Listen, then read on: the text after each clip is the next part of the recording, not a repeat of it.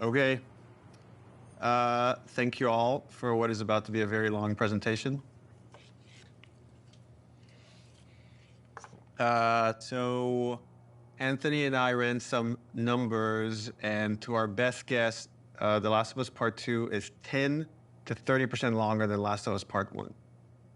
However, this is the most detailed story presentation we've ever done. Like, if you think about the presentation for T1, where we kind of talk about the quarantine zone in somewhat detail, even though most of it changed. And then it's like, and here are some things that might happen with Joel and Ellie. They might go into a spore-filled subway tunnel. They might fight some cannibals. At some point, Joel will get incapacitated.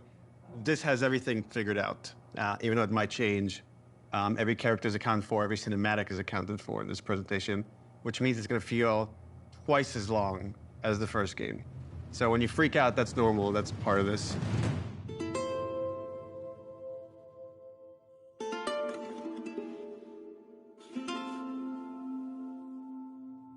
Oh, this is about an hour and a half to 2 hours. So hopefully you got your pee break. Okay. So we open on 15-year-old Ellie. This is a few weeks after the events of the first game.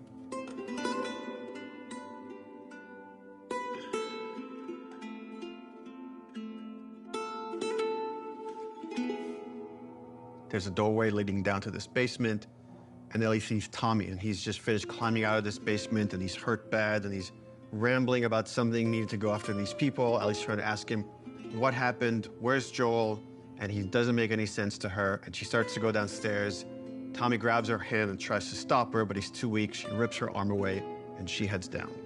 And with each step, her heart races faster and faster as she sees this trail of blood. She opens the door, revealing Joel's mutilated body. And then shock just sets in, and she screams and tries to grab his body, and Dina comes and rips her away, and on that cacophony of sounds, silence.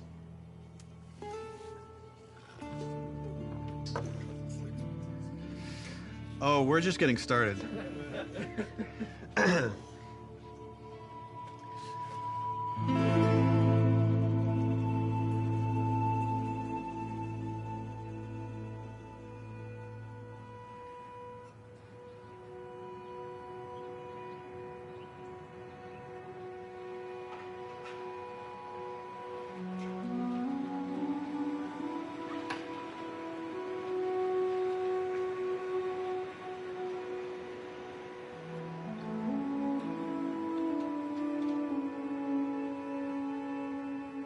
I've been working on this game since we finished, well, really been thinking about it since we finished The Last of Us. So many people were like, Last of Us 1 is so perfect. It should never have a sequel.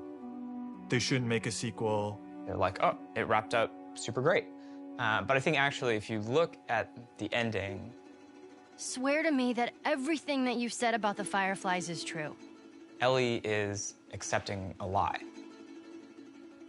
I swear. Okay. She has a very good bullshit detector. She knows something doesn't feel right, but I think is too scared at that point to ask. How long can you really live with accepting a lie like that? The Last of Us feels like an origin story for this survivor in this post-apocalyptic world.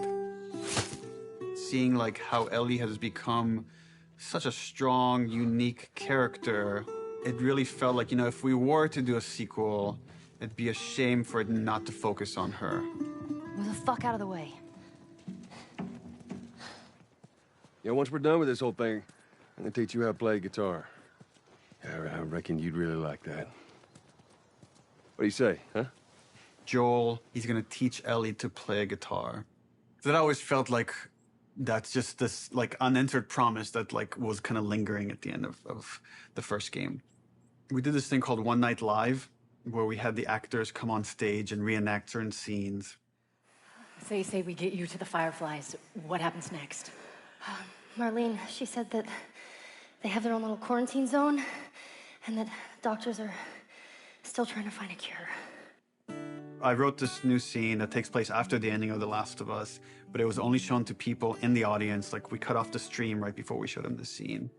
If I ever were to lose you, I'd surely lose myself. Try and sometimes you'll succeed to make this man of me. Our future days of you and me.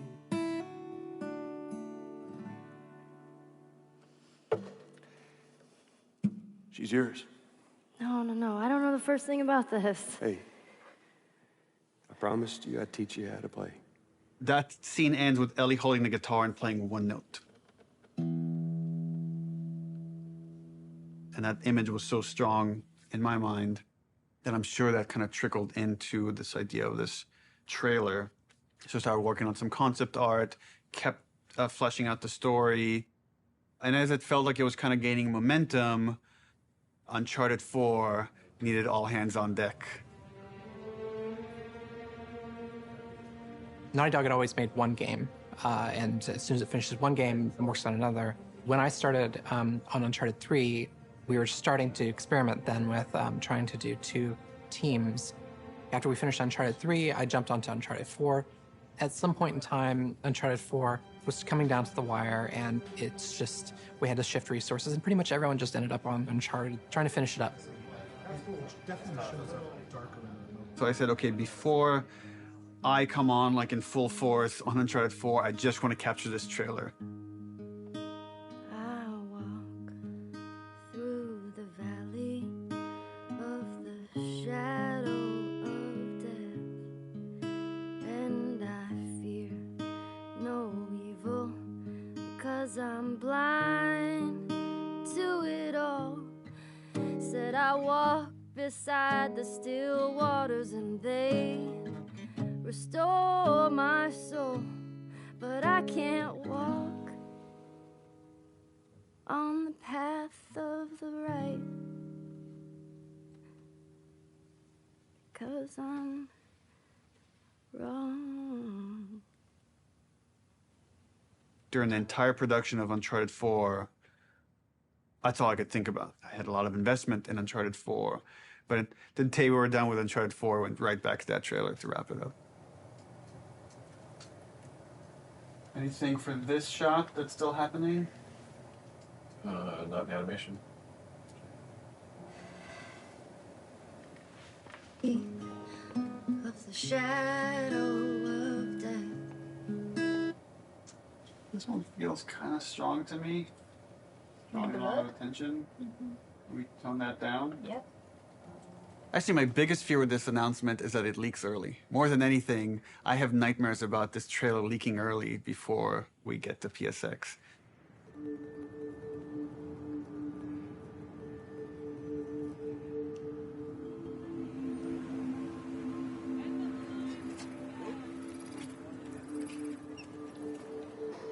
If we're going to surprise people, PSX, the PlayStation Experience, hasn't set itself up yet as a place where big titles get revealed. That's E3.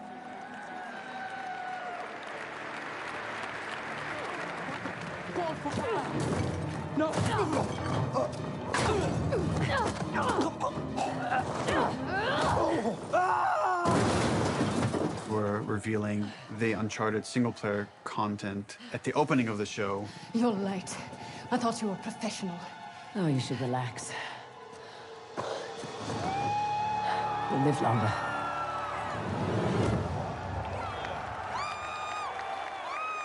No one's going to expect a second Naughty Dog title to be revealed in the same press conference. Please welcome to the stage, Sean Layden. There's one more special unveil we have for you tonight. Please enjoy. When we first revealed The Last of Us, the Naughty Dog logo came up and the crowd erupted, and it was such a high that that's almost been like chasing the dragon, like wanting to recapture that feeling. Oh my God. Why does this look like the Last of Us dude?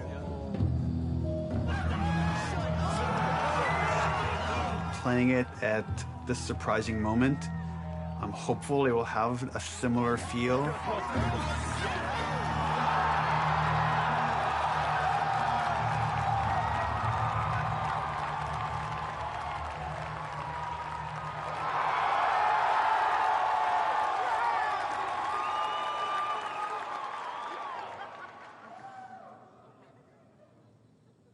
What are you doing, kiddo?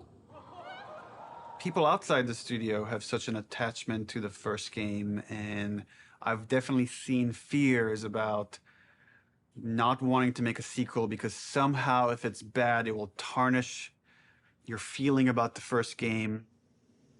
I'm gonna find. And I'm gonna kill. Every last one of them. We're doubling down on those fears and not calling it The Last of Us some subtitle. It's The Last of Us Part 2 to say it's all one story.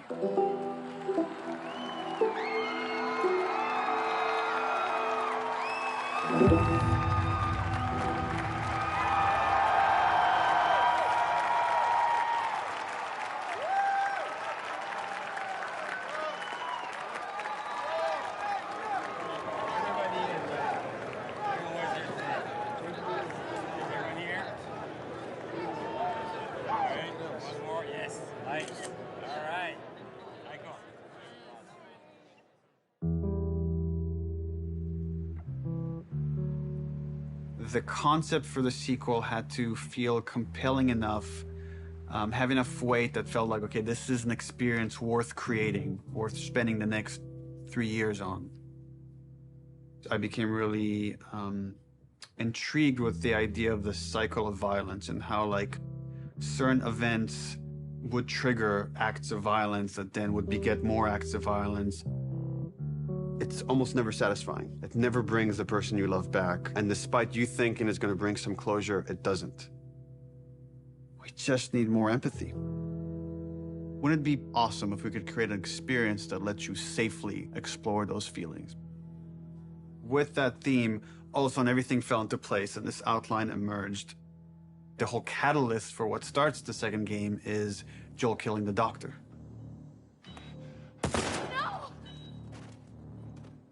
That feeds right back in that idea of that cycle of violence. Now it sets up this whole kind of sequence of events. We're gonna start the game where you're playing a new character. That sequence ends with this character killing Joel. And we really have to paint her as this monster. Then when you play the next chunk of the game and you're Ellie and you're gonna pursue justice, quote unquote, and you're gonna go kill this entire crew, we're gonna go back in time and show you that same sequence of events, this character that you saw as a monster, to now get you to see things from her perspective. And how this crew is a bunch of people trying to survive in this world. And they had their reasons for pursuing and finding Joel and killing him. And the story was becoming very epic and ambitious. And I had a few parts that I was kind of stuck on. And I felt like to kind of shake things up, I wanted to bring in another writer. I thought it was a very thoughtful story about violence and obsession. He had Abby, sort of like this girl who was the daughter of the doctor. And that Ellie would go on this vengeance quest. And when he was like, and then Ellie actually kills Abby, I was like, what? You're gonna... Yeah, let's fucking do it. Not only is she contributing in a lot of ways, I feel like she's challenging what this story can be. She's wanted to add more romantic intimacy between the characters. Those are areas that I've been, I don't know, more uncomfortable writing that stuff. After the first day, she was telling me that she went home and told her husband that, I think I just got Ellie's girlfriend pregnant, because that was her big idea the first day, and that had this trickle-on effect and actually added a lot to the story. Ellie is this very relatable character. I thought she was a perfect vehicle to challenge this notion that violence doesn't have a cost, because it does have a cost in reality.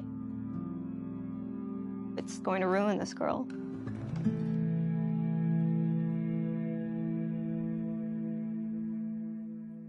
You know, people love Joel and Ellie, and we are about to kill one and make the other one a villain.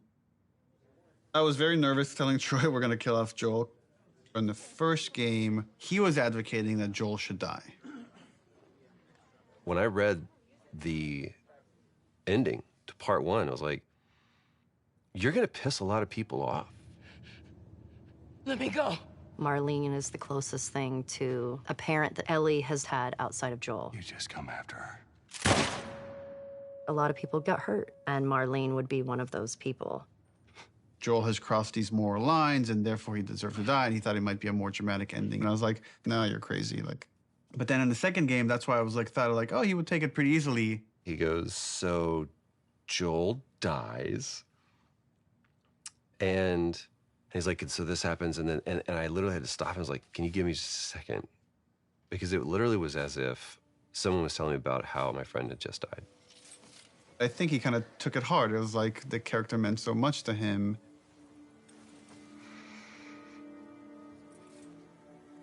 We're gonna kill off this character. His role is gonna be much smaller on this one. All of a sudden, it was, please don't take this from me yet. Ellie is scared to be alone. Everybody that she's loved up until that point, she's lost them. It's hard to imagine the story without Joel dying. You feel that hate, Ellie feels that hate. You're one-to-one, you're on the stick, and that informs the rest of the story. This way, come on!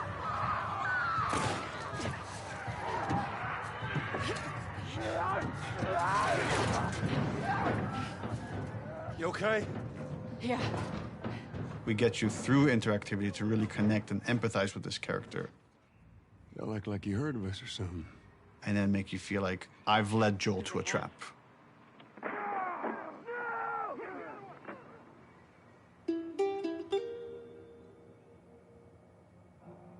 When we started out making Last of Us Part 2, Neil actually wanted to be very ambitious about changing the game almost entirely. In the first 4 or 5 months, the game was actually kind of an open world, inspired by Bloodborne.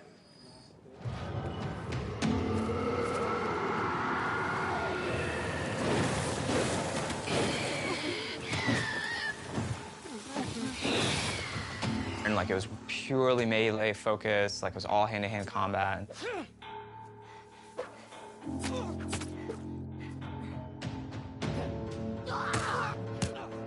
It wasn't just the melee combat, we were also looking at sort of layout structure. Bloodborne had a very sort of an open space that sort of kept getting bigger and bigger as you explored. I really like that feeling that you get of mastery over the world. It starts to become kind of almost a character in the game itself. And so that was also something we were looking at. We started out making it as different as humanly possible from the first game as we could, and then kind of dialing it back. The open world thing didn't work with the story that we were trying to tell and stuff. So in pre-production, we spent a lot of time just doing setups. I've got your back. Self-contained sort of units that tried to expound on a single sort of idea. Trying to start out with sort of simple shapes and building up to more complex shapes. And starting out with 1 or 2 mechanics and building up to those mechanics. Hey! Even our experiments, we try to add as much context as we can. We establish a goal that you're going to be going for. We establish beats so that there's an emotional journey, the stakes are raised. Figuring out some traversal stuff, a lot of climbing and balance beams and seeing how far we can sort of push in that direction without it getting over the top like Uncharted. More sort of verticality, more use of grass and stealth. My name is Arnaldo Lisea. And what do you do here? I do design. I know. How long have you been doing that? A day.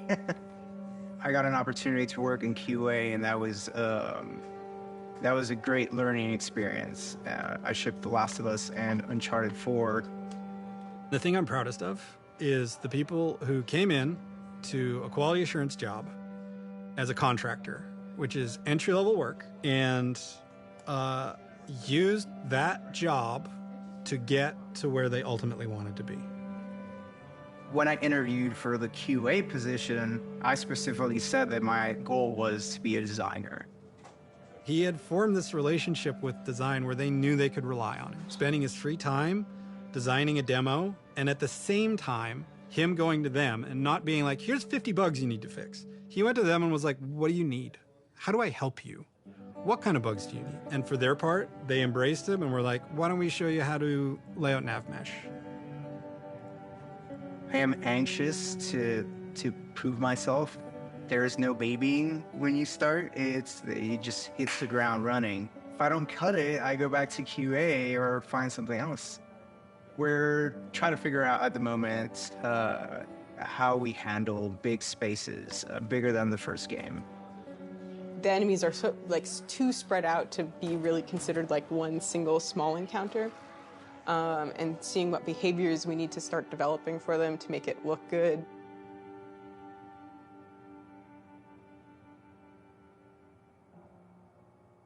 The opening of Seattle, that whole section was pretty slow and quite linear in the level design.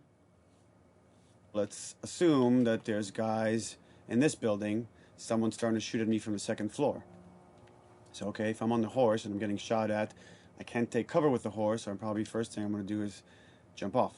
And that's slow and clumsy, and maybe we can make that faster. It's like, but once I jump off, I'm going to want to take cover behind something.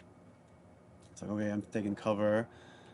Now what the fuck do I do with this horse? I assume the enemies are going to shoot at it. If they don't, that's kind of weird.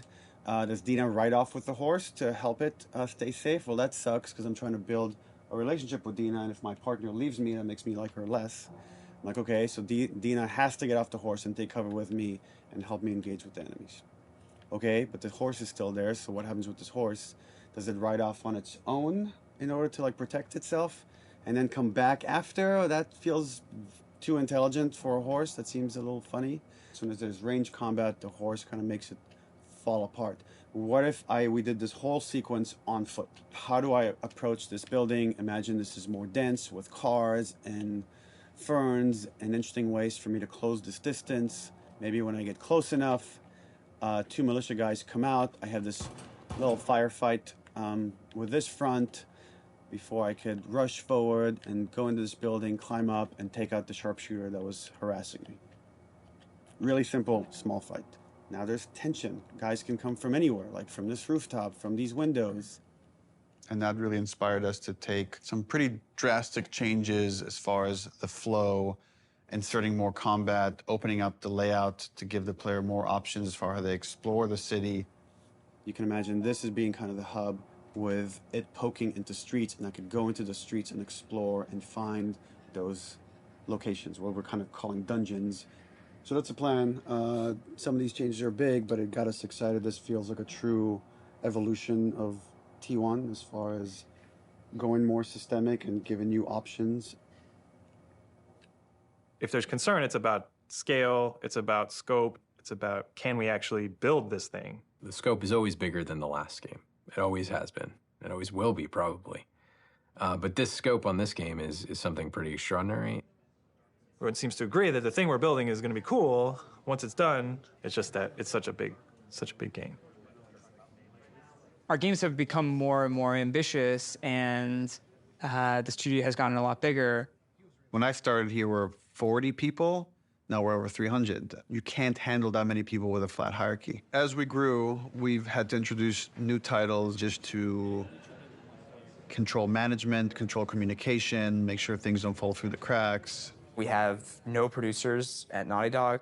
There's so many talented people here that you can rely on and lean on. It makes the game better. And that's really kind of the secret sauce of Naughty Dog, is how collaborative it is. You find the right people who really want to do the best they can possibly do, and then you kind of give them the resources to try. you're getting what you asked for as a creative person, right? You're kind of getting the freedom to go as far as you can go, but sometimes I think we need to be safe from ourselves a little bit. With The Last of Us 2, there's a real sense of opportunity. This is going to be a much cleaner production than we've done in the past. We're going to get it right this time. This is the first project that has had the proper pre-production period where we have locked down, for the most part, the story beginning, middle, and end before we started production. That hasn't happened. I don't know if that has ever happened, now that I think about it. It's a very, very messy process, which is, again, why it's a lot of times really difficult to schedule. I think right now we are planning on springtime of 2018. So when springtime 2018 comes around, The Last of Us 2 isn't in stores, you can look back at this and say, well, I guess their plan wasn't exactly set in stone.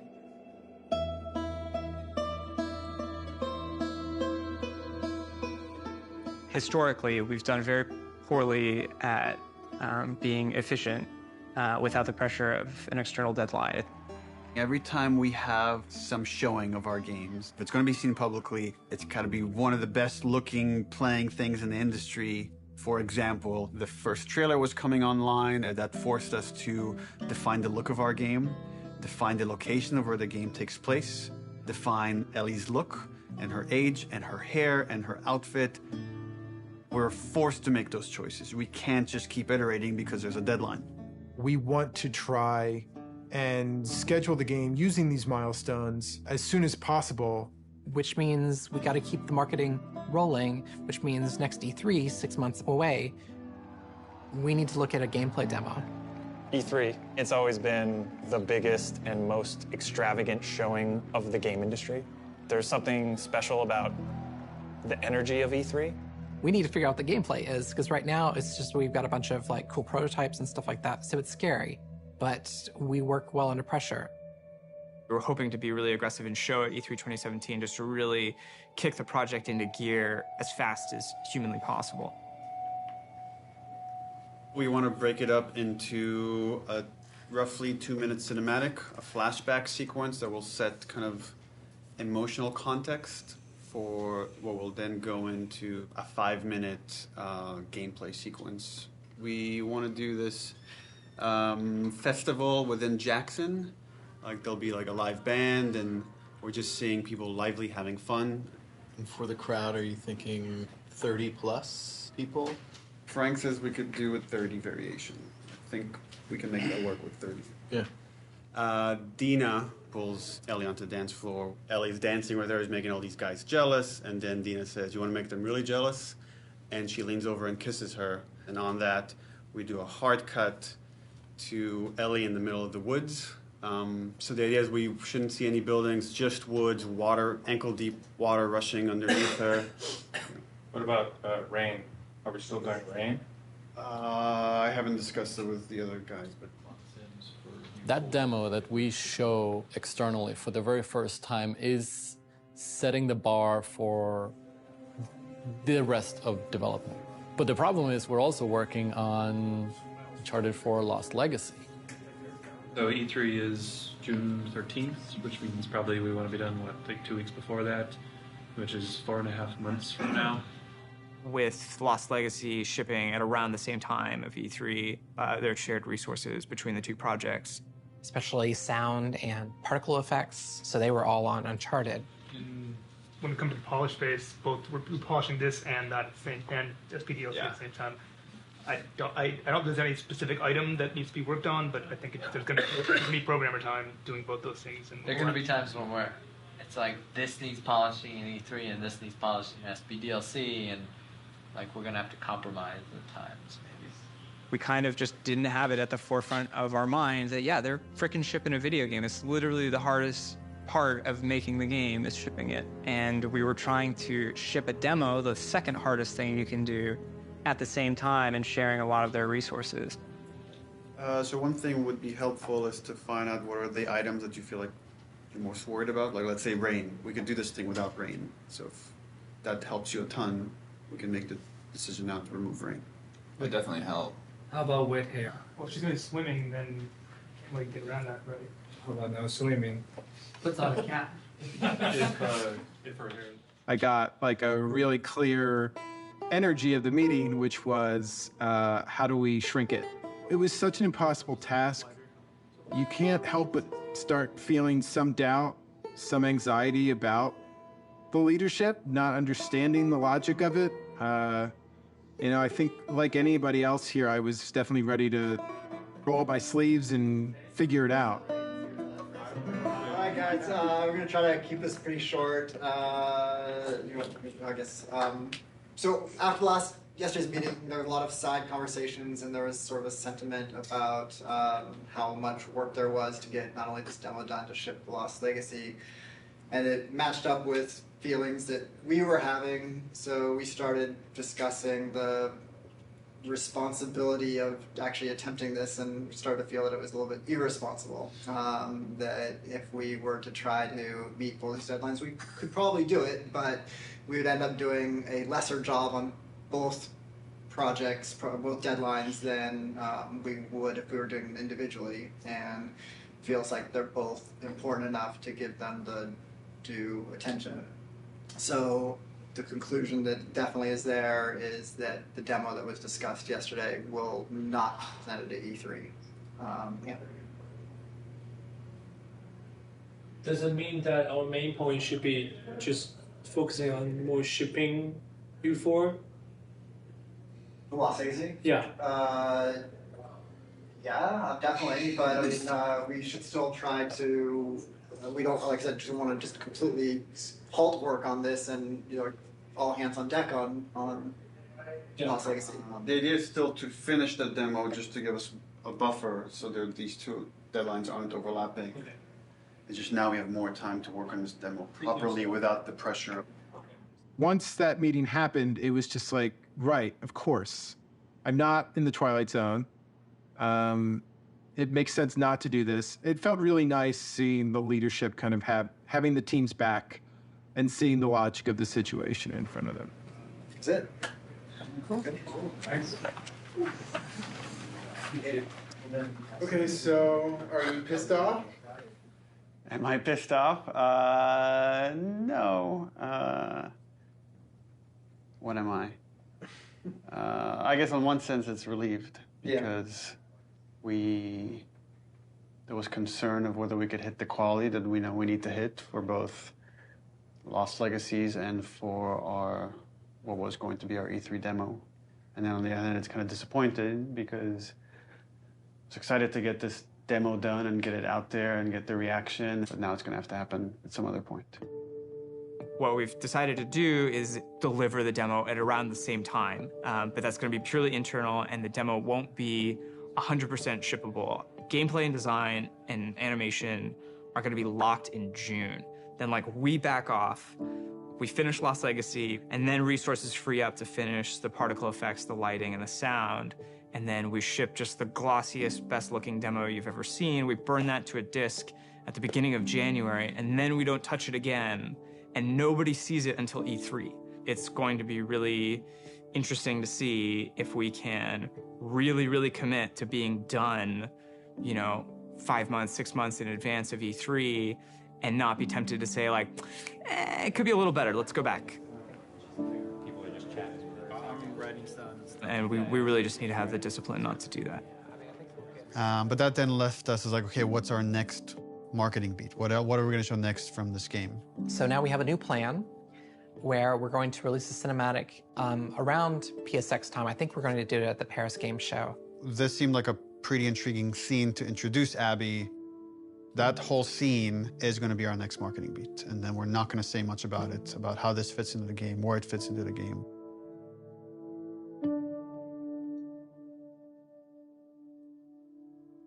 Abby evolved over time. And if you look at the concept art, the character looked very different than where we've ended up.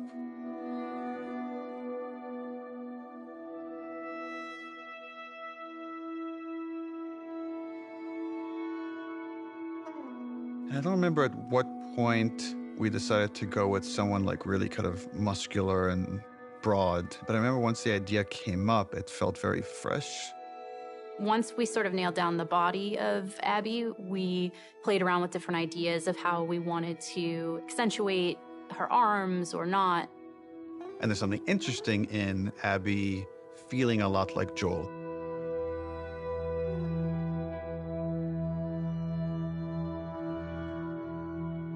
So when I got cast, Neil was like joking around, and he's like, "You should probably beef up in order to play her." And I'm like, "Ha ha ha, yeah, it's mocap, whatever." And he goes, "No, really, you should probably beef up to play her." And I was like, "Oh, yeah, you're right. I should totally start deadlifting as much as possible." So I did, and I was training like crazy, and then I got pregnant. What are you gonna do? We need to separate her from Ellie. It shouldn't feel like I'm playing a reskinned Ellie, that Abby should, in many ways, look, behave, fight differently.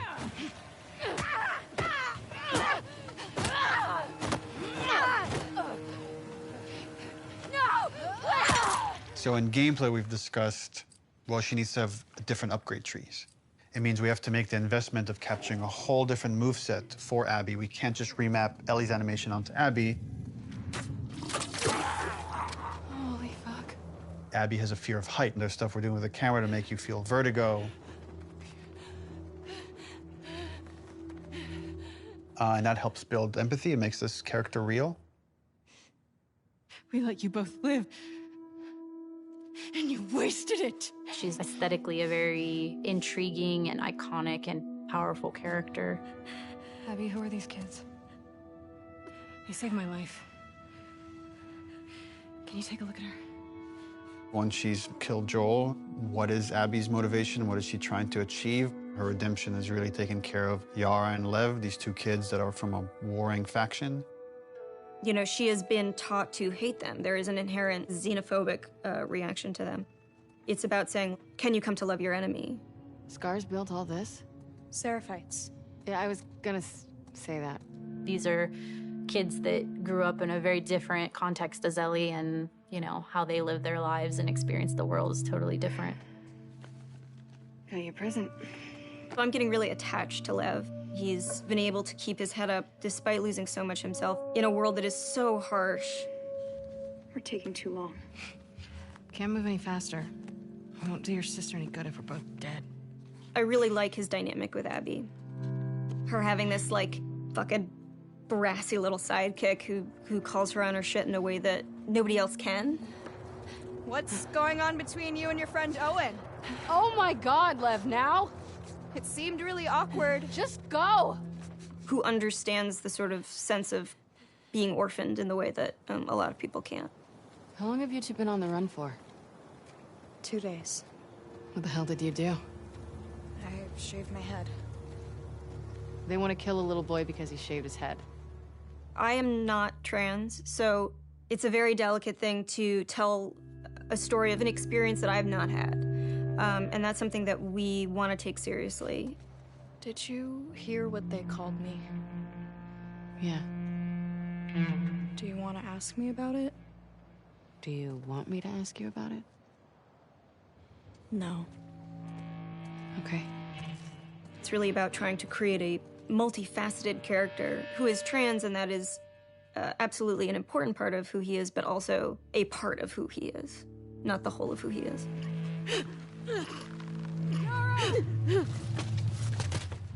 As far as the Paris cutscene, I'm pretty stressed out. We have 13 days, less than 2 weeks to finish this thing, and there are still some big ticket items.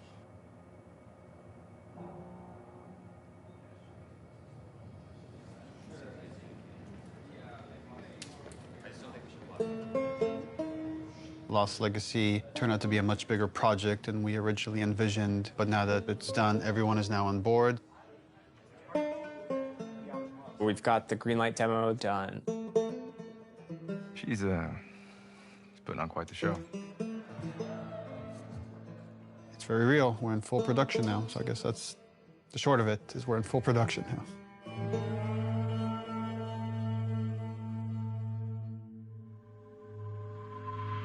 Hey everybody, PlayStation's live at Paris Games Week 2017. We've got a huge show for you starting now.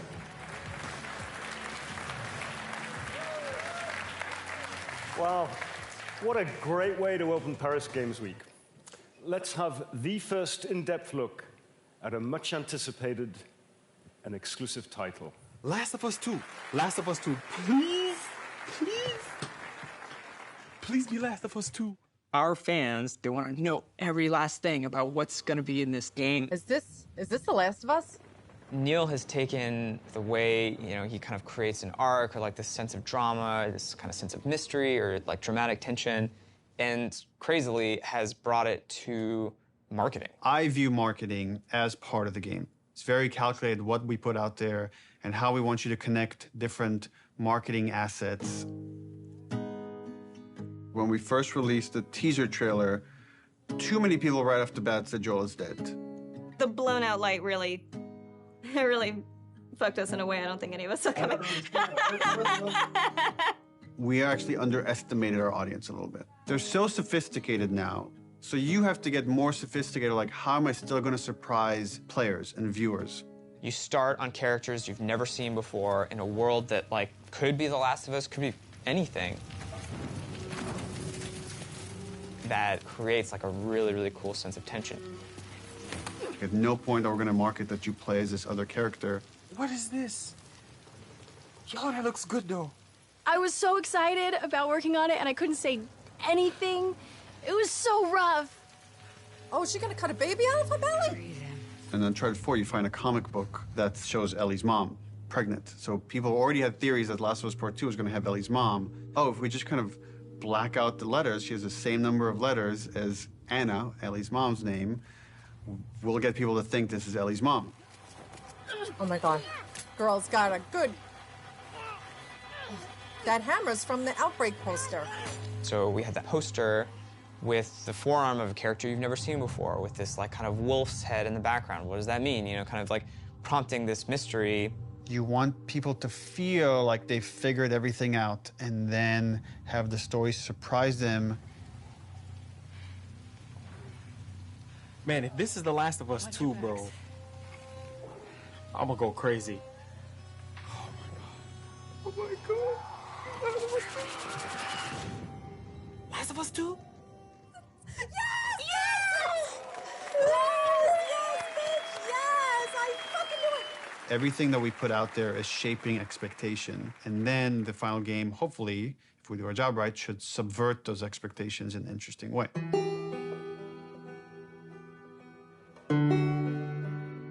We knew we were pushing boundaries with that cinematic. We are making a violent game. We're not going to shy away from how violent it is. It is part of what we're trying to say. And I thought it was a great discussion initially about what is the appropriate level of violence. When is something so violent that it just turns you off where you just don't want to experience it at all? I like that they were wrestling with those things. I didn't like some of the insinuations about the trailer being misogynistic towards the female characters. I don't think this story ever glorifies violence against women. There's no bias towards women or men. It just so happens that the two protagonists of this story are female, and therefore that's what you're going to see the most of. There has to be fail states in video games, which means a character has to be capable of being hurt. So does that mean that there can be no female protagonists in video games? Because that feels super sexist to me. And frankly, like, women are the victims of violence, and don't we want to see women fucking fight back once in a while?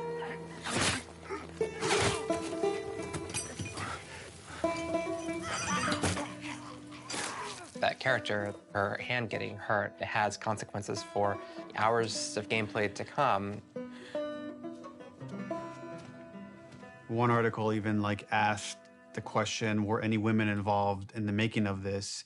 And it's like, yeah, the co-writer, the lead character designer, the lead character artist, all the actresses that worked on that scene. I am so fucking... Here's what I hate about that article. I'm sorry. Do a modicum of fucking research, just a modicum of research, just like a little bit before you put something out there to suggest that no woman could have worked on this because of the level of violence, because there was violence against women, because it is a video game. is so fucking sexist. I like watching graphic violence. Does that make me less female? Like, I like having a conversation about what power is. Does that make me less fucking female? I like working at a video game. I like playing video games. Does that make me less fucking female? Like, suck a dick. Don't put that in. I can't. I can't. Neil's gonna say put it in, but don't. I also don't represent all women, but I represent, like, I can represent this and say, I fucking wrote this. I wrote this. Like, I literally wrote the sentence, and then Yara eviscerates eviscerates his esophagus from his throat. I wrote that sentence. That is in the script, and I fucking stand by it.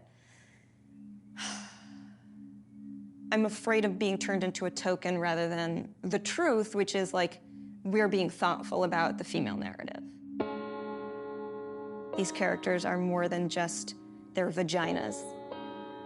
If you want to have a serious debate about feminism and feminism in video games and female depiction of violence, and you need to not see it as a binary conversation. It is an incredibly nuanced conversation. You cannot make blatant statements, and you cannot make presumptions. Fucking do your homework.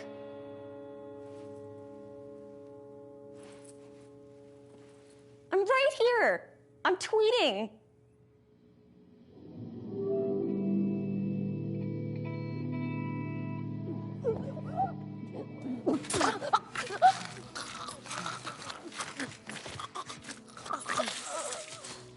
The tone of the violence in the game has always been important to portray as realistically as possible.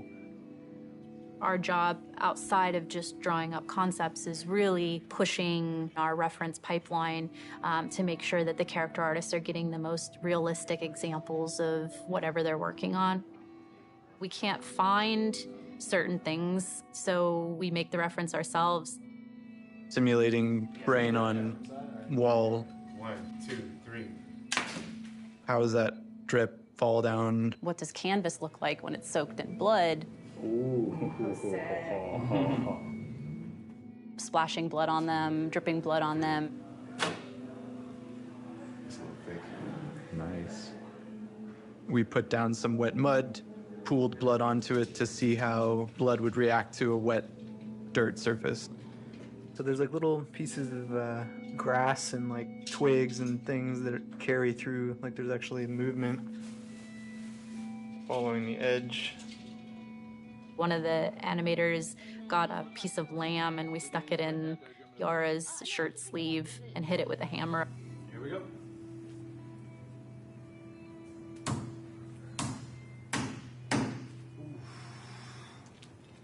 Yeah, we have a break.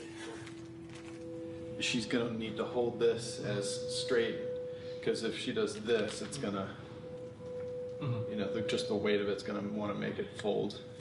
So I'm trying to keep it as straight as possible. This past week's shoot was specific for the infected eating people's jugulars, and there was a concept that was done with like blood running down the mouth, but it's like, would that happen? Like, let's find out. I got on the ground and pretended to eat away at like a bloody soaked rag that we made.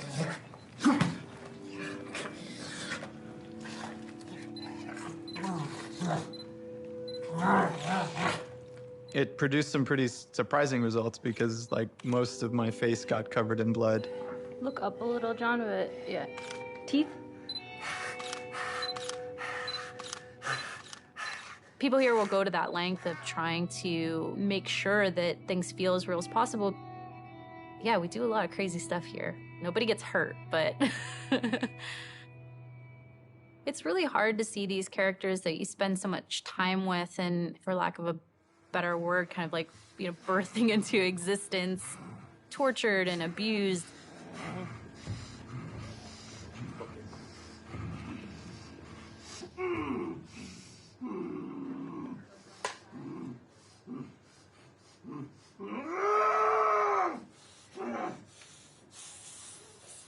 We're shooting the Joel death scene, which is like the catalyst, the opening of the game. The scene has all of Abby's crew. It's a complicated scene because it's the most actors we've ever had in a single shot. Y'all act like you're hurting us or something. It's because they have.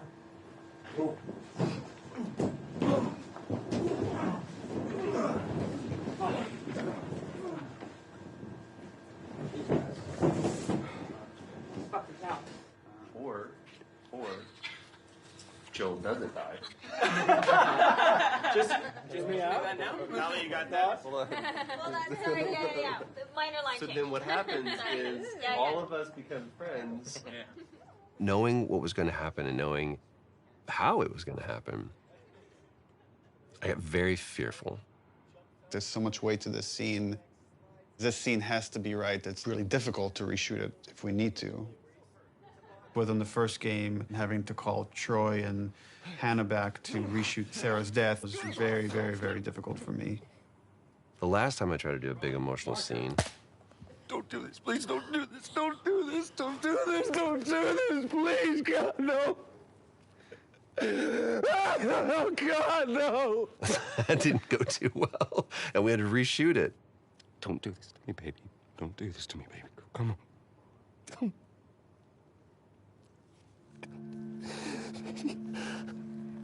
How the hell am I gonna play this? Like, how are we gonna do this? I don't know if I can do this. I don't know if I have the chops. Am I gonna put Laura through this? Because I know how hard it's gonna be on her. Audio. Camera. Speak. Rolling. Take one, Mark. Action.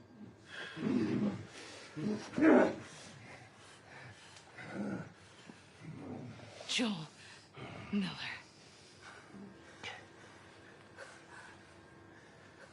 Who are you? Guess.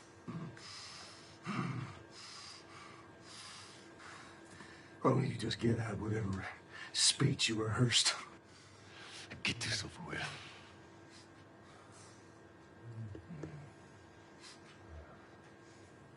You don't get to rush this. At the end, I really loved what he brought to it.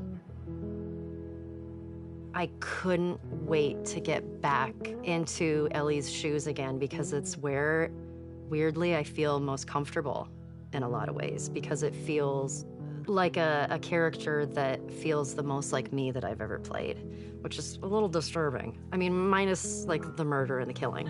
So it's almost like a bit of step forward, like you're about to like lunge and shoot. Sweet.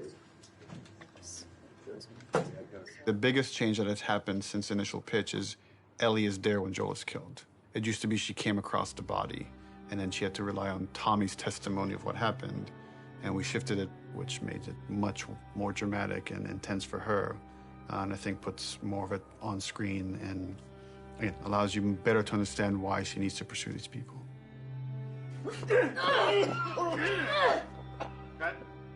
The hardest part for me was looking over at Ashley. No! No! Knowing that Troy was gonna not be a part of it as much was really hard. And knowing that Joel was not gonna be in Ellie's life anymore, it was hard. So much of that day kind of feels like a blur because there were so many feelings involved in it. What I had to do, I felt was very, very little. There's one reaction, and beyond that, we're on Ashley. There was no acting. There was pure, raw emotion. I'm staring in the face of that. Joel!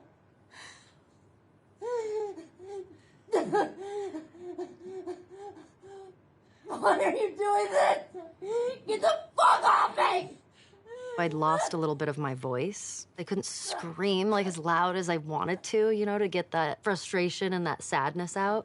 Ashley was behind crying and God.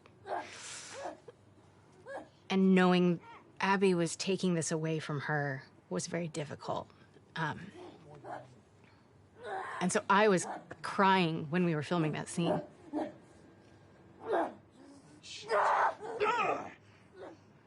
Yes, it was very emotional. You want what I want, right? End it. Now. Wait, please stop! No! No! Joel! Joel! No!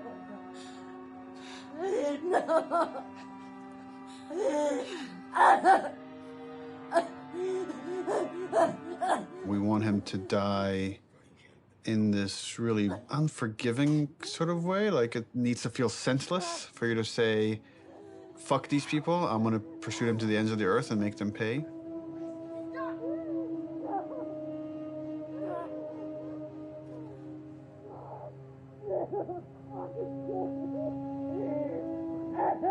If the scene doesn't work with what we captured on the stage, almost nothing we do in post is gonna make it work. Joe will take a pass at the scene, and I'll give kind of high-level notes. But he's doing it without animated cameras, without character models, without environment. And so it's a bit of a guessing game to see if this will work. So I like the concept. I felt like there was a lot of repetition and it felt long. Once like Joel's head gets smashed, I don't want a close-up look of him. Okay. You know, what if we could do like the smash from the back of his head? Yeah, I've wanted So you just to like it'd be like a black shape, and you see like a silhouette change, and like blood starts pouring out, but I don't focus on it. Like I don't see the details. Mm-hmm. When the club comes down and it's just like she's screaming, I feel like we could just take all their audio out and like music could take over. And again, we're trying to build more rage than sadness. That's going to really set up our journey. Okay. I'll come back and there'll be another version of the scene. Okay, play. Joel, fucking get up! Please stop! Please don't pursue. Joel, please stop! No!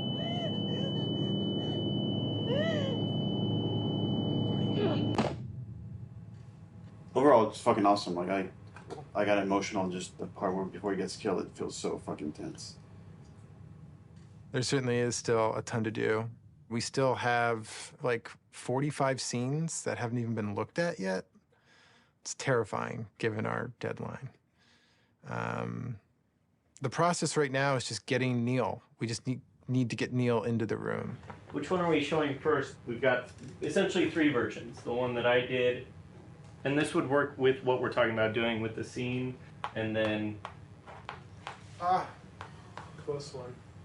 I would probably say There are people standing this here yours sometimes. Mel, or I got bad news. Mel yours this. He's canceling? He's canceled. But we had the cameras set. He's supposed to come in. He's the Actually, it's good we're getting this on camera. This is what it's not about. This is what it's about.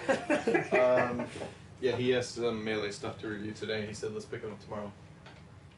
So yeah, that's what happens. And so it's like, okay, all right, that's fine. I don't care. I don't care. Yeah.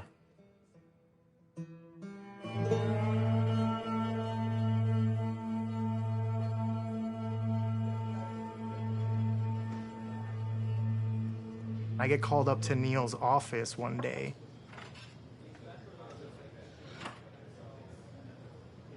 And there's like an empty seat. And Neil just goes like, oh, just sit down. I'm like, oh my God, I did something wrong. And he's like, do you know why you're here? And I'm like, no, are we gonna talk about one of my levels? And he laughs and he goes like, no, you're gonna work on the E3 demo.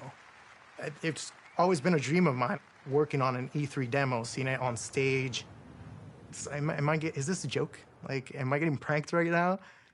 So speaking of E3 demos, remember way back when you guys said you were going to block that content and then not touch it? How's that go?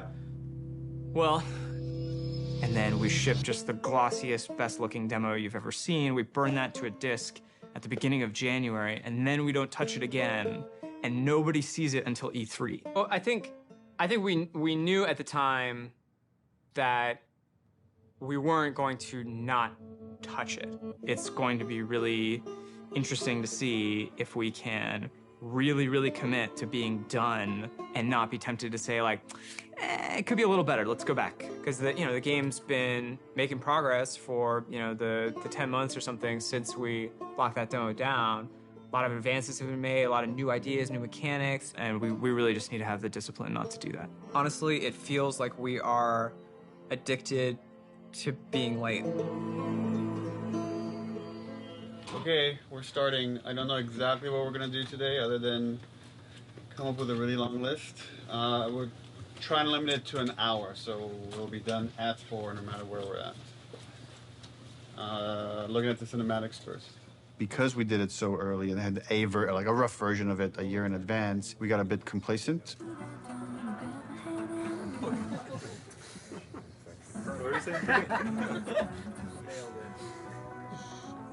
She's putting on quite the show. Sure is. Where are we on getting physics on these strands? We are working on it. So for next time? For next time? Yes, absolutely. We didn't scramble to figure out what it is we're going to show. We had the structure of like the festival going into this fight in the woods in Seattle. But it was harder to build the momentum we usually have. And I think that panic just wakes everybody up, and felt like it took us a bit longer to get there this time. So then you go in as if to kill this guy, see somebody over there. Oh, breaks 50% of the time, but use your imagination.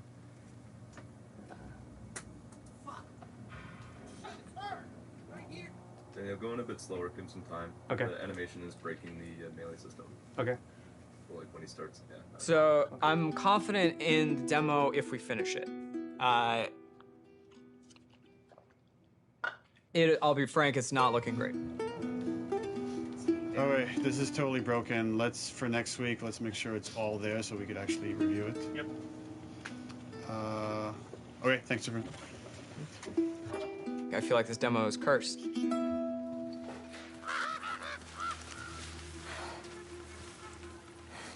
The E3 demo. It was a version of our original Greenlight demo. But I had to make it fully playable and shippable. Viper! The first thing I did was just basically take that space made by another level designer and put just enemies in it and start fighting. But when I started playing it, I remember like it wasn't there. That parking structure was way smaller, so it felt more cramped. God is good. God is good. I remember going to Neil's office and being like, how much can I change this? And he's like, well, what are you thinking? I'm like, well, I'm thinking like this big thing, and I'm like, just like brand new designer, I'm just throwing out like everything, like I want to do this, and I want to do that, I want to make sure that it feels like a sandbox, that it feels like this big space, that has multiple paths. It's like something like we really haven't done before in The Last of Us. And he just goes, go for it, well, let's do it.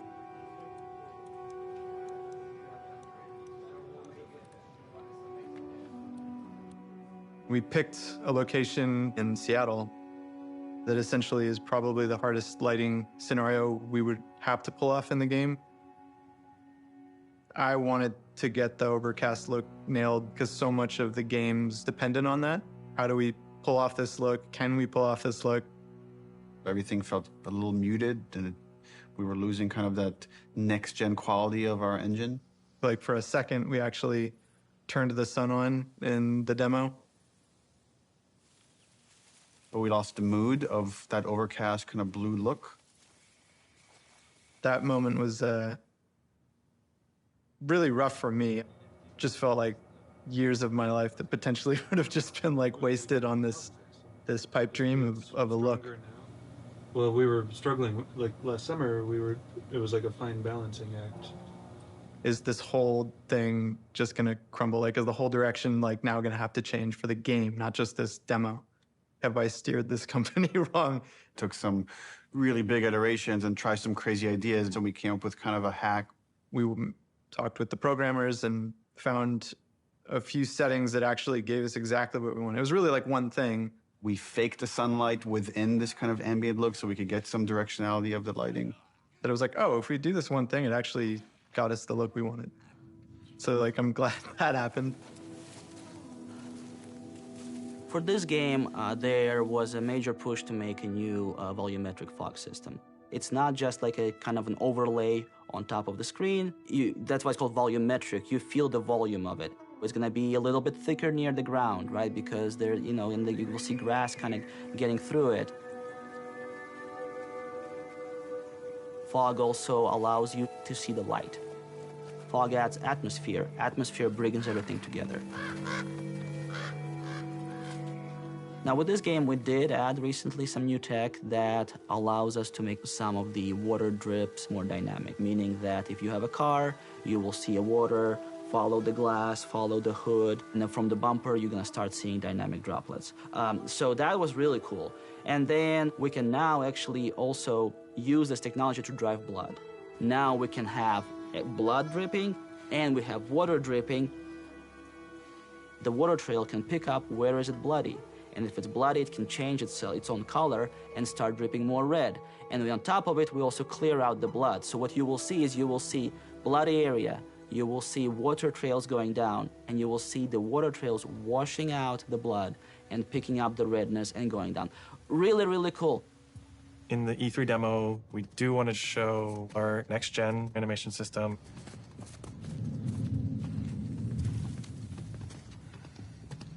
One of the biggest animation upgrades that we wanted to add to this project was motion matching. The way that it works is it takes a pool of animation data and it picks the most appropriate clip to blend together and create just very fluid and organic movement. We want these characters to just feel grounded and believable in the world, properly shifting their weight and moving the way a real human would.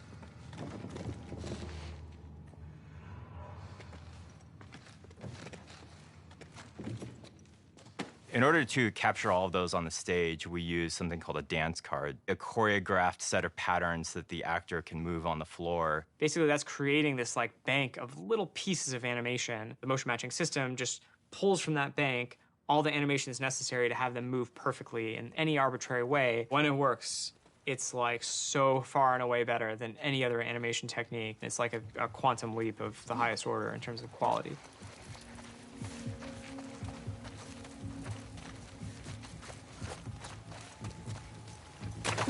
Any one mechanic is not maybe anything you haven't seen before. It's the combination of how it all comes together, the way it works with the animation system. The new stuff we're talking about is like, oh, you can be in grass.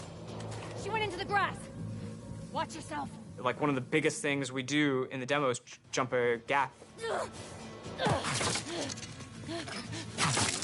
It's tough to be like, oh crap, you can jump, you know, like it's like, but it's new to our game. We have to have the best prone mechanic of all time. Yeah, no one's ever seen when I aim in prone and she actually like rolls up on her back and aims like this. Like it can never clip through geometry. Being able to rotate 360 in all directions. It can never like do a janky thing when she's reloading while doing it or aiming in water. There's like an IK thing that like lift her chest and head up, and then it gets too deep. Now we're in a special prone underwater moveset thing.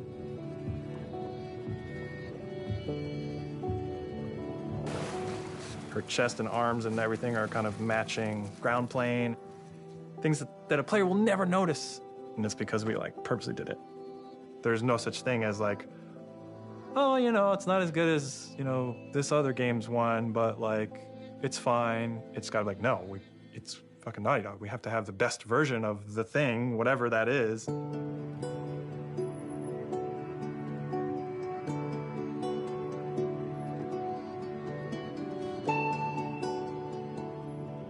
E3 overall was amazing. The press conference was in a very different venue. They usually have them in like these big auditoriums. And this was kind of like, almost like a pop-up.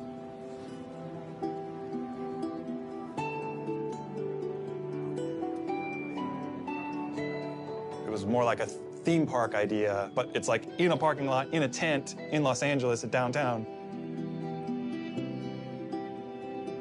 They built the whole crazy church thing, which was pretty rad. It was super cool. It was better than we expected.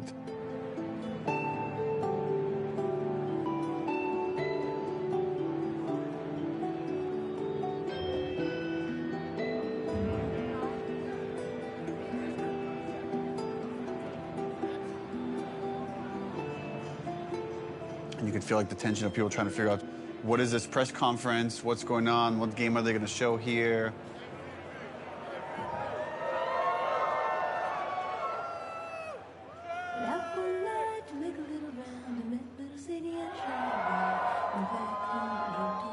On the Naughty Dog logo, you get this big cheer. On the Ellie reveal, you get this big cheer.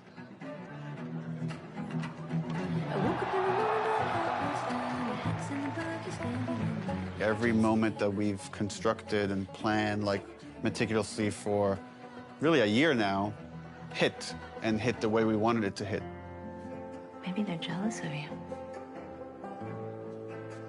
I'm just a girl, not a threat. I think they should be terrified of you.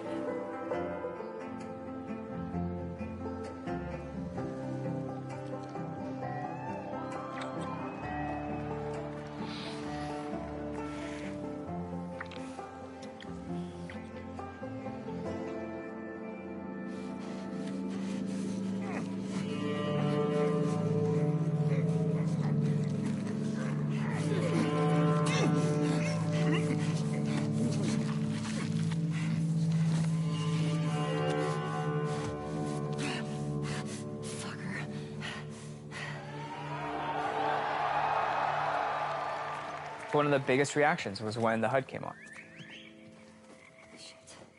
They looked at that forest and thought, there's no way it can look this good. Like, that's impossible. But when we flash the HUD and be like, yeah, that's it. This is the real game. People are not ready for this. Like, this is gonna fuck you up.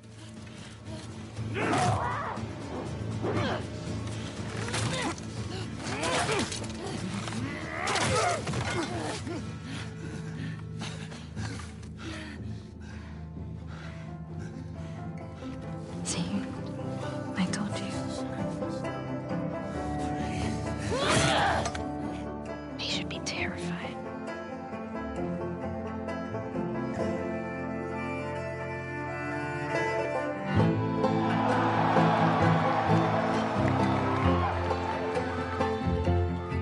It was electric. My skin was like tingling the whole time. Like, as soon as it's done playing, and I'm like on my phone. And it was wild. It was wild to see it just everywhere. See it on YouTube, see people commenting on it.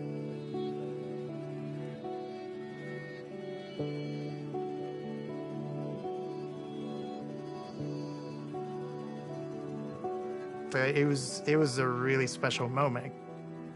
I shipped something, like, as a level designer. There was such a reaction to the animation fidelity. Holy crap, this is the best looking animation I've ever seen. Are you kidding me? We're on the forums, going through the messages, seeing how much people think it's amazing. Someone's like, sort of cynically, that our stuff was fake. I guess it's kind of a compliment to the animation team for, like, someone to say it's fake when they're working so hard. And right away I responded, I was like, don't respond, don't do anything. Like, it's just not professional. I was also a little anxious about it because it's a little fake, you know? Fake is an interesting word. There's an argument that he's right. It's not the final polished game. You can't just play this demo in any way. You have to play it in this very specific way. But before we even show the demo, it was like, let's not put anything in there we feel like we can't do. There was no thing of like, we don't know how we're gonna do that. It was just, we literally just don't have it systemic yet. You know, like systemically, a guy pulling you out from underneath a car, we didn't have that hooked up yet.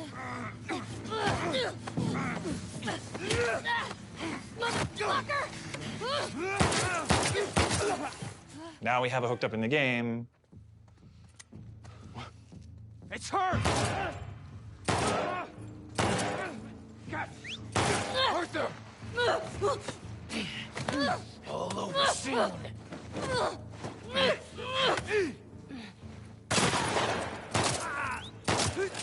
Ultimately, as we're building the rest of the game, if anything feels like it's not the right call for the game, we don't mind changing it. Like, we had certain things in the demo for the first Last of Us where, like, Joel picks up a pistol and takes out individual bullets from it and then pockets it.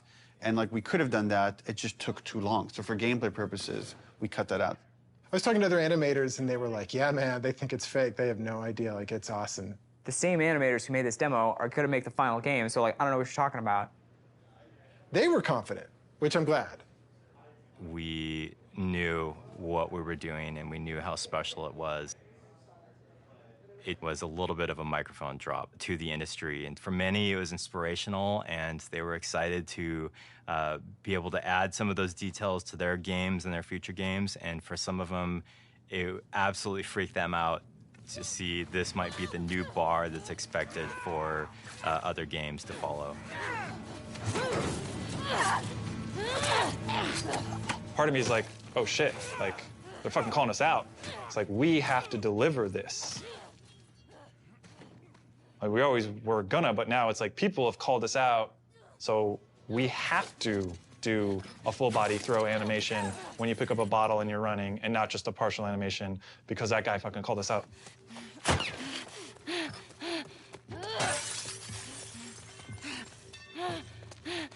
The real challenge is making the whole game look as good as this one controlled situation. We come out of E3 and hopefully we've set the standard for this, what the rest of the game needs to feel like.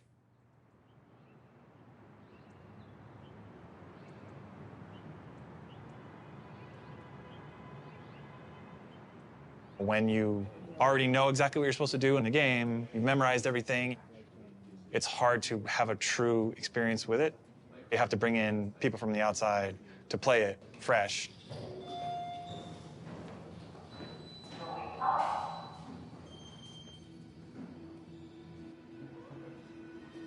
And so we try to start playtesting as early as possible. We've got testers in bright and early. They're going to start playing the game. They're actually just right across the hall over here.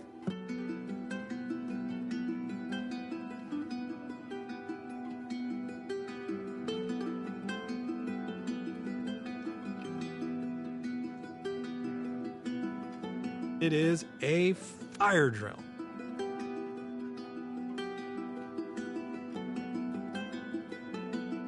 Because things have to work.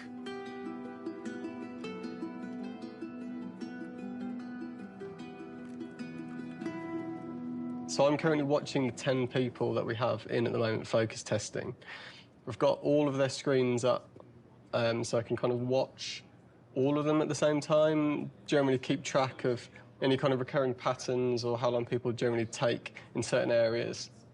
They do things we haven't thought of. And it really shows us where our holes are. It's like, maybe I should change this. Maybe I should try that.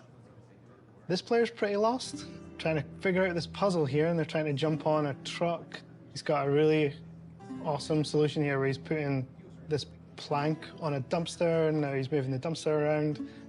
So we'll probably have to go in there and like try and fix some of that stuff up, but we'd rather figure that out now than in 6 months.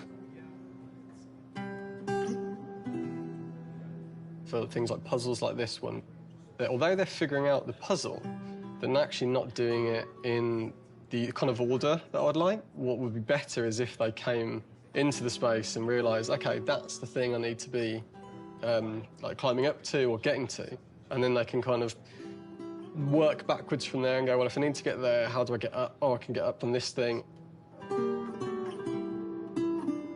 It's quite heartbreaking when you see people who are like really confused or don't get it, and it's something you think like it should be obvious, but it's not at all. But it's good data. We've had a few people on the team that have been really passionate about making our games even more accessible for people with different kinds of disabilities and making sure as many people as possible can experience our game.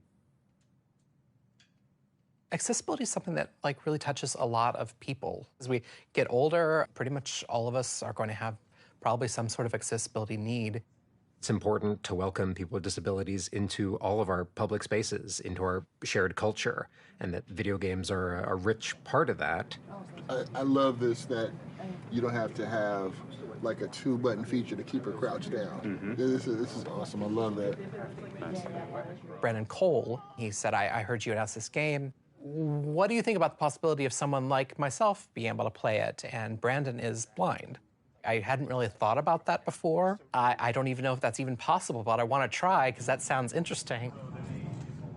If If you click on the L3 button, it turns the screen and the character towards your next objective. So you're able to sort of instantly sort of flip. It was very much inspired by the talk you gave last time you were here. I figured. Hopefully That's a beautiful thing. We had this feature that let you navigate along the Golden Path. And we also had this other feature. You could like put out this sonar pulse and you'd hear where all the items and enemies were located. But Brandon was playing that and was like, this navigation feature is great, but I don't want to just follow the Golden Path. I want to navigate to other things. It kind of occurred to us like, oh, we can combine these two features. We can let you scan for items and then navigate to that item. This gives you more room if you do it this way for different types of sounds for different types of items. You know what I'm saying? Yeah. Different sound for ammo, different sound for parts, different sound for explosive, different sound for keys. Or you, Craftable and collectible. Yes, exactly. Right on. But since we want to hunt for secrets, just like anyone else, you're also going to want to know that, hey, there's something way over there. Players with disabilities still want to have challenge. It's not about just making an easy mode. Mm-hmm. So what happened there was an auto vault. So you pressed into a wall and it automatically vaulted. I feel happy about this. This is an example of actually the good part of the studio culture, which is self-empowered, that I think allowed us to do this crazy thing, this thing that, you know, I couldn't tell you if it makes business sense to some degree, but it was something we were passionate about and interested in. It was a way we saw we could make the game better. It was something we saw we could like push the frontiers of, and we went with it. Studio leadership was supportive of us, but this really was like a bottom-up kind of initiative. Yeah, absolutely. And I think that early success really helped to build momentum for the rest of the project. Shielding everybody from the cost, from the budget of these decisions helps them focus on their discipline. Don't worry about money, worry about making the best game possible. Trust that there are people at the top that are looking at the budget and considering that. At a certain point in the project, we start offering dinners to the team. And it's kind of like an acknowledgement of like, okay, there's a lot of hard work to get it done.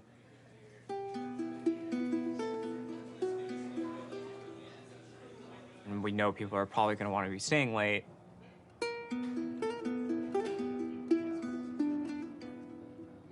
Now we are crunching. This is crunch.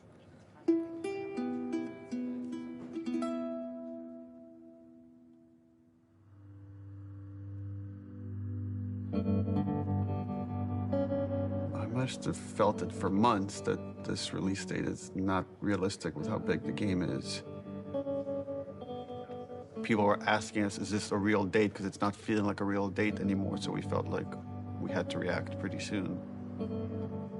And then at some point, it just felt like because people were starting to put in longer hours, it wouldn't have been fair to not figure this stuff out sooner than later.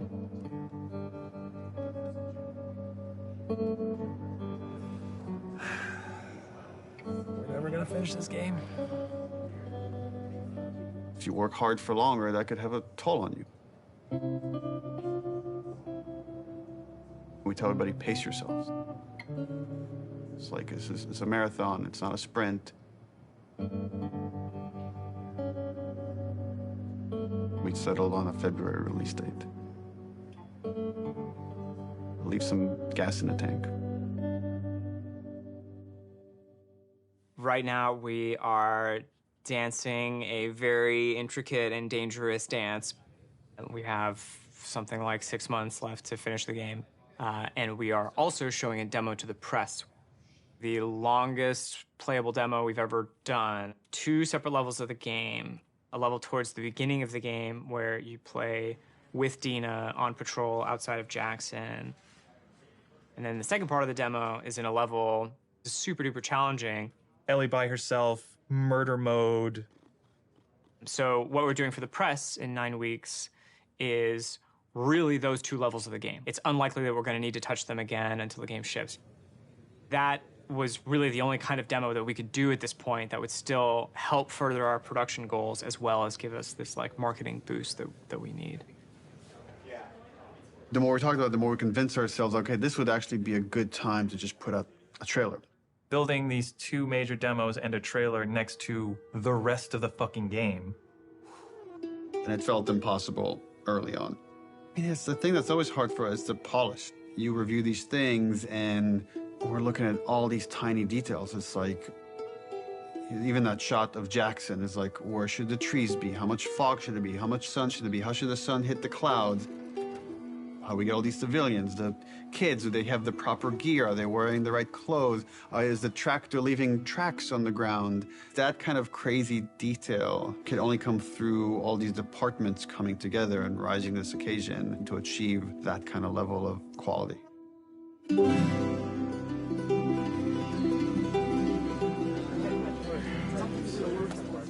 We wanted to show the team the final trailer. Before we show you the trailer, just to say thank you to everyone, where we jumped from doing a 3-hour demo to this trailer where we had almost nothing, and it's like pretty amazing what we can do when we all come together. In fact, it's so amazing you can forget, and I've been here for a long time and I can forget. So to remind you, and maybe reignite some of that panic, we're going to show you 2 trailers. One from exactly a month ago, and one from about an hour ago when we wrapped up the trailer. So enjoy.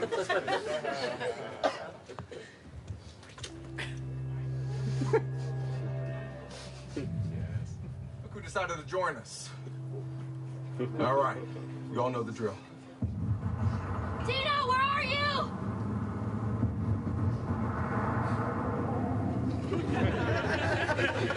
You think I'd let you do this on your own?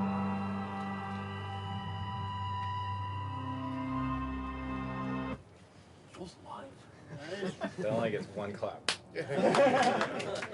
Keep in mind, this is what the whole game's going to look like. We're going to make it this awesome.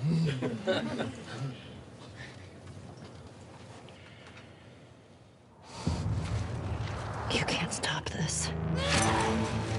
This was a good reminder. Look, when we come together, when we rise to the occasion, when we do this thing that people outside the studio talk about, like this Naughty Dog magic, this is what it looks like. So when you look at parts of the game that aren't there yet, know that we could get there in a pretty short period of time when we're so focused.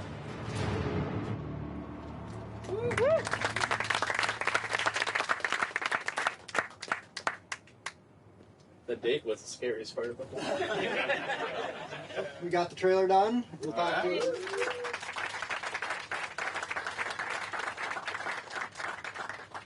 wanted to take this moment to run through the events of Outbreak Week, which is when the trailer is going to debut. We are going to be having the big press event in Koreatown at this giant warehouse. We're actually having 80 journalists from all over the world come. We made sure very comfortable chairs for 3 hours.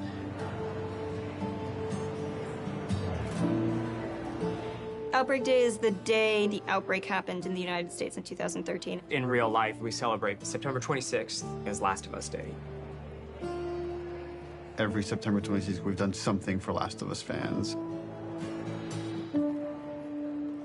When people play these 2 sections, which are very different, I hope and I feel that both of them are equally impressive.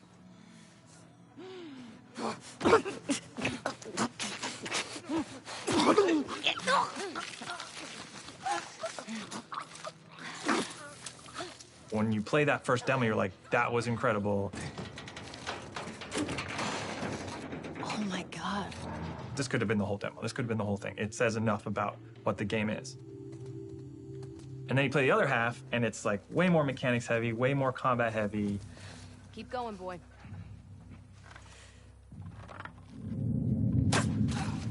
There. In the highest level of how Naughty Dog is perceived as a company, it's that we're story first and mechanics second. A lot of it is, I think, proving to the press and proving to people that, yes, we can do both.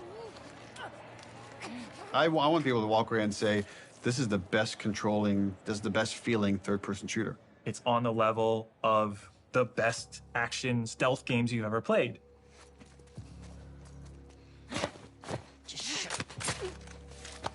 So one of the things that I've always found really exciting about The Last of Us is the kind of fidelity with which we represent human intelligence. One of the ways that really helped make them feel more human and more alive was the way that they use their body language to communicate to each other. Everybody spread out. We may have multiples. We had a number of sessions where the animation team, design team, and programmers all got together and we acted out a number of scenarios. And what that does is it gives us really great reference and touch points that we can always look back to about the way that we naturally behave, the way we naturally respond to each other. And those are the types of details that we want to weave back into the game. Someone took out Zoe! Who the fuck's out there? Sweep the whole goddamn street. Our NPCs are named so that you understand these people have relationships. They want to get revenge on you. It's this little mini loop of the whole premise of the game. Omar! Blanker! I just killed their friend and they want to kill me now.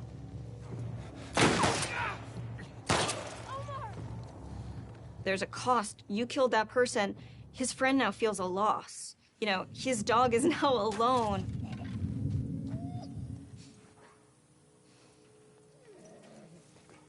Dogs are really difficult to start off with because they're quadrupeds. They just don't turn around. They kind of like wheel around a little bit.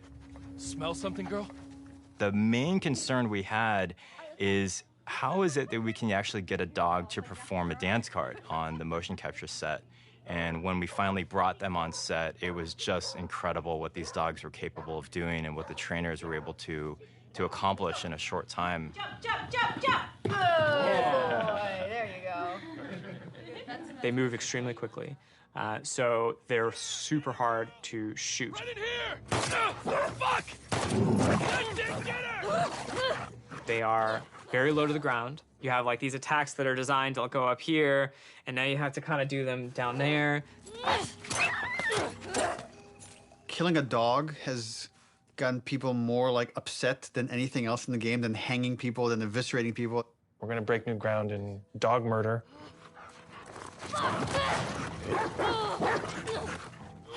We had like a new scripter start like 2 months ago. First question, she walks into the middle of the room. I have one question. Does the dog survive? And everyone's like, oh no, first aid, first aid, first aid, first aid. Oh,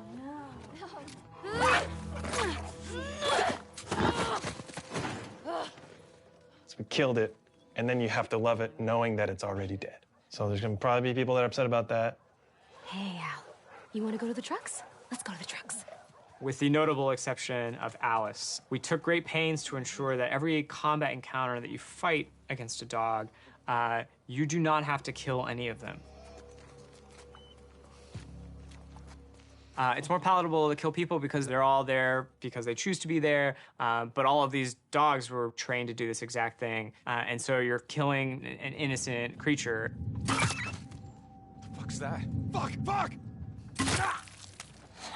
Got you. That feeling of discomfort, it's exactly what we're trying to explore with The Last of Us.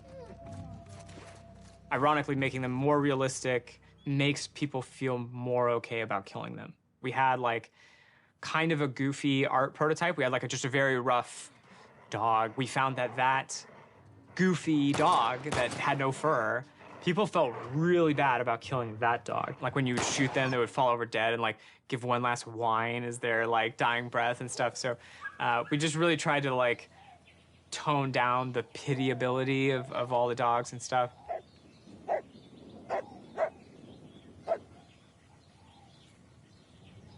The best sound in most games are the stuff you don't notice. The Foley in the game is extremely detailed.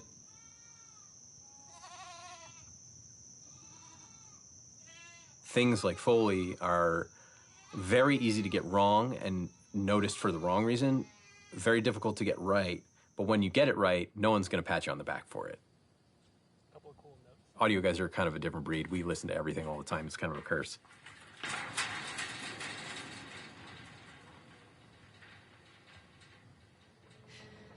Our ability to use pre-recorded assets from a library that's like commercially available has been diminished almost entirely because we have very specific needs. Do you want more of those?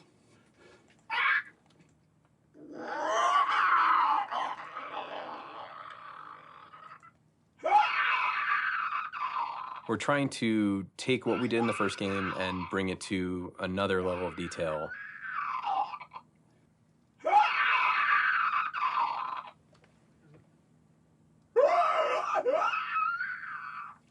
Yeah, play with that a little bit. Like mixing that tonality in is cool. Yeah. The enemies themselves, especially the infected, have had to go through a review process. In the first game, they're pretty coarse. They're basically like on or off. They're either walking around mumbling or they're freaking out trying to get you.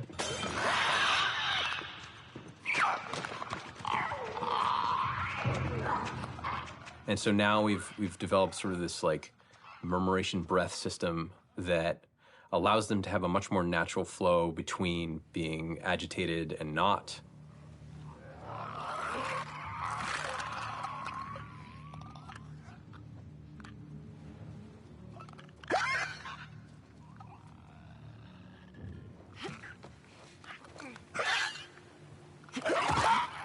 A big part of those recording sessions is working with the voice actors. It's much more collaborative.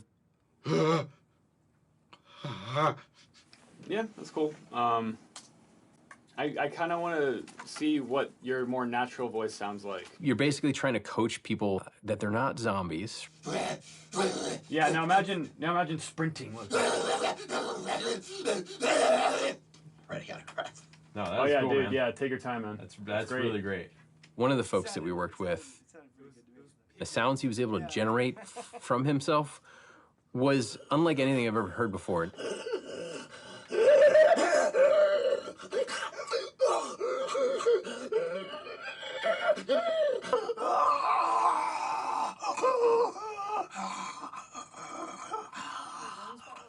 Gnarly sounding roars and breaths and wheezes and really interesting stuff that I've never heard come out of a person ever.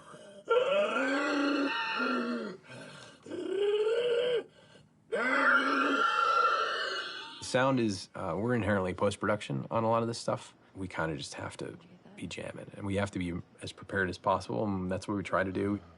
A lot of stuff is yet to come for us, which means there's not a lot of time left, which means that it's going to get really intense. It gets really intense for everybody, but for audio in particular, we'll be here late.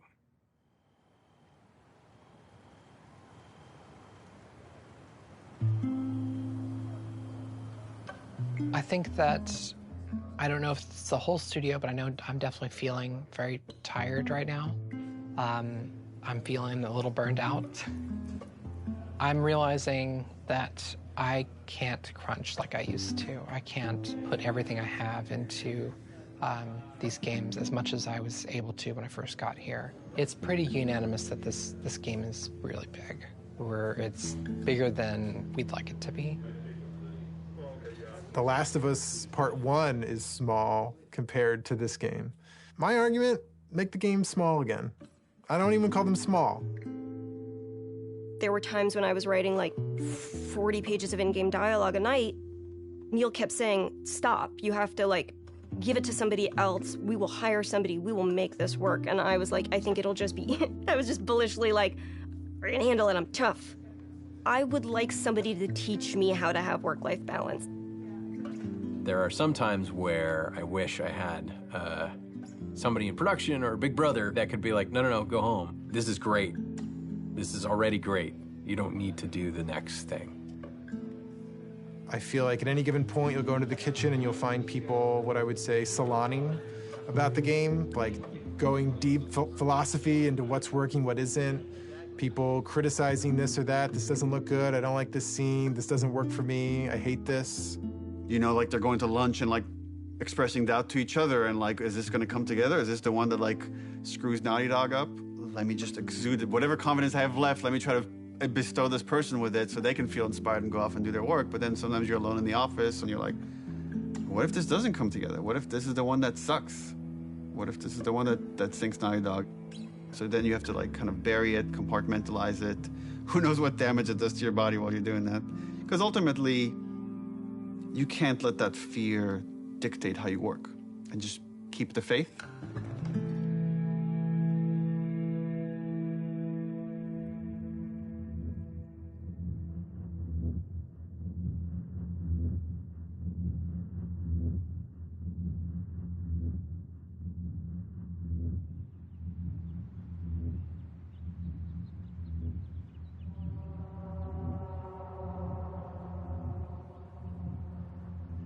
The game was just about done, was content complete. We were fixing bugs when there's these like rumblings of this pandemic happening. Like, I remember when this COVID shit hit, and we're like, bro, really? Like, for real pandemic? You know, at first it feels like, oh, this is nothing we need to worry about. And then all of a sudden you do have to worry about it. And like, are people gonna wanna play a game that takes place in a pandemic when there's a real pandemic? We had never worked from home, ever. Naughty Dog was actually strictly against working from home. We did not have the infrastructure set up at the studio to work from home. And it's because we were so intense about security and leaks that all of our data, including our emails and our chats and IMs, it all had to be on a server inside the building.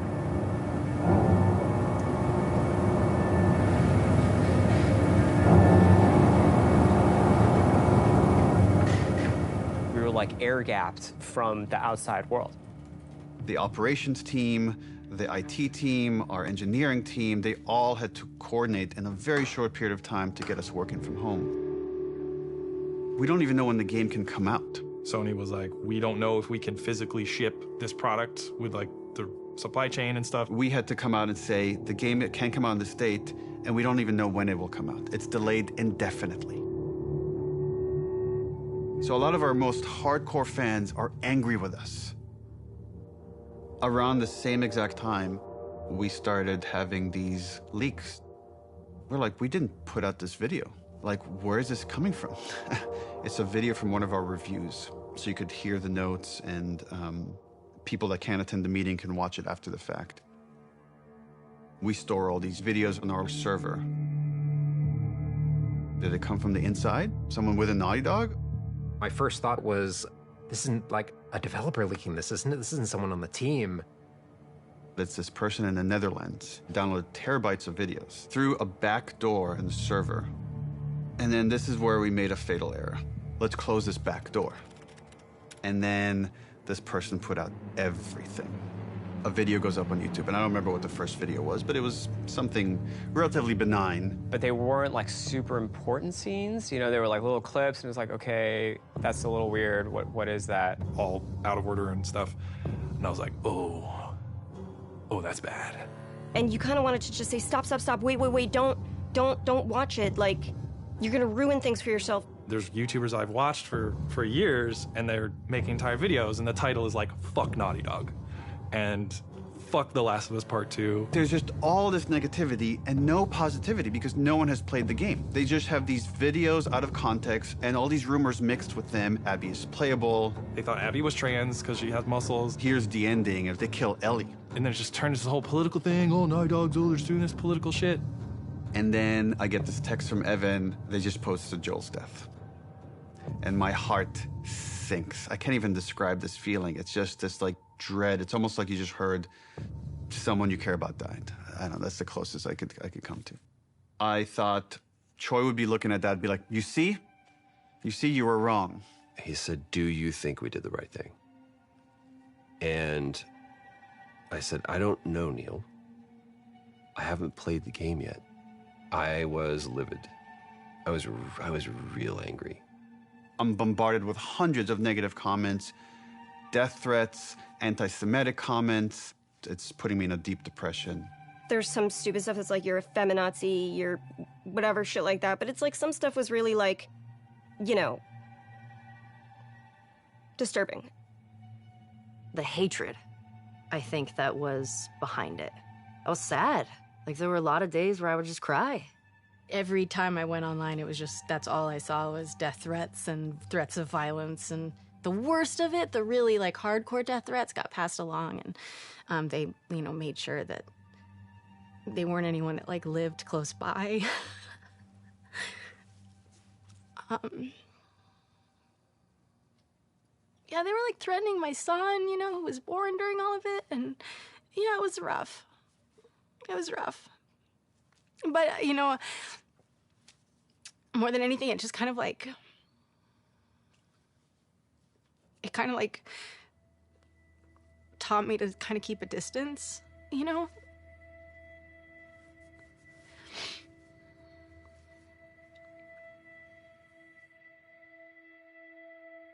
this thing that I spent 4.5 years on, it's kind of getting violated. And then for 2 months before release, there's like nothing you can do. You can't release the game sooner because it's not done yet.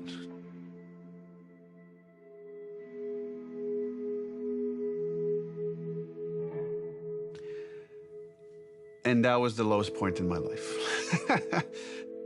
I'm working on the game towards the end at home by myself, feeling very alone. And I said, who am I doing this for? Like, why, it's too much. And I barely squeaked by. And then we were able to finish it. And, we sent it to reviewers, and reviews are through the roof.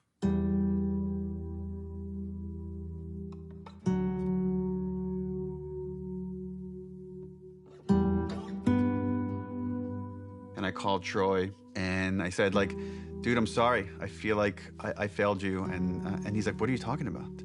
And I'm like, yeah, I just know how some people talk. He's like, oh, dude, I don't care. I played the game, and I love it. And I got really emotional. It's like I realized how much I care about Troy caring about the game. And that was a huge sense of relief. There's not a single aspect of the game, part 2, that I would change. And anytime someone comes up to me and says, I didn't really like what they did to Joel, I was like, great, awesome. Tell me a better version of the story. And to this day, they still can't. It was a traumatic experience for myself and many people on the team. And the kind of hate we got because of those leaks will stay with me forever. And I can't even describe how angry I was of what the damage this person did to us. I want them punished in every sort of way. I wanted this to be this villain. And this person is in their 20s or whatever. They live with their parents. And it's a fan. And then when we delayed the game indefinitely, this is what they said, is I wanted to force Naughty Dog's hand. I wanted to force them to release the game. So I thought if I just put out all the videos, eventually they'll put out the game, which again was never an option for us. And I remember sitting there, sitting in my anger, and then slowing down and just saying, okay, if anybody should take the lesson from Last of Us Part 2, it should probably be us. Just let it go.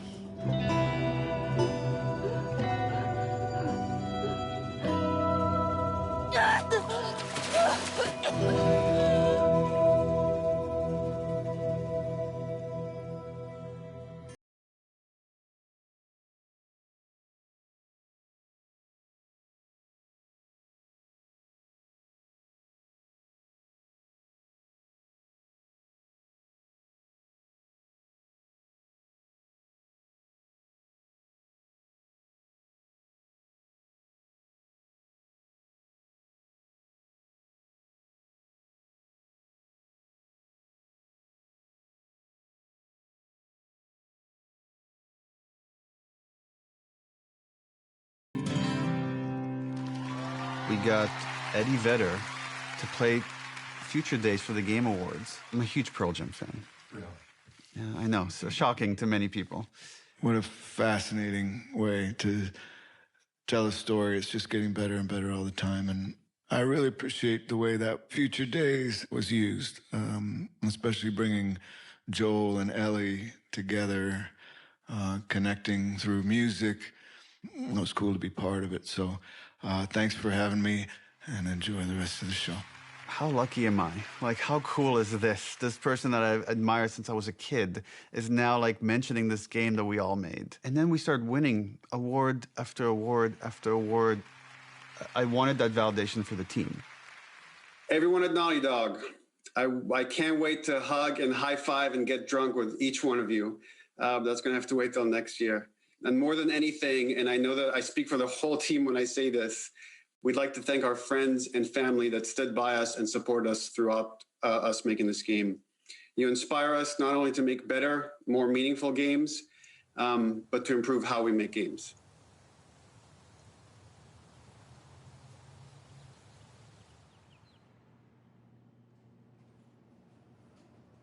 The pandemic kind of brought up that question of health and mental health. Are we developers that are going to stay at the studio and have full careers. How do we make this sustainable? I chuckle in retrospect, just how absurd the failure of trying to alleviate crunch was. If you have great processes and you're super organized, that doesn't fix crunch. What that does is it allows you to make a bigger game. We read the postmortem feedback for The Last of Us 2, and it was really, really upsetting to see what coworkers had gone through. So we were highly motivated to try to figure out how to fix it.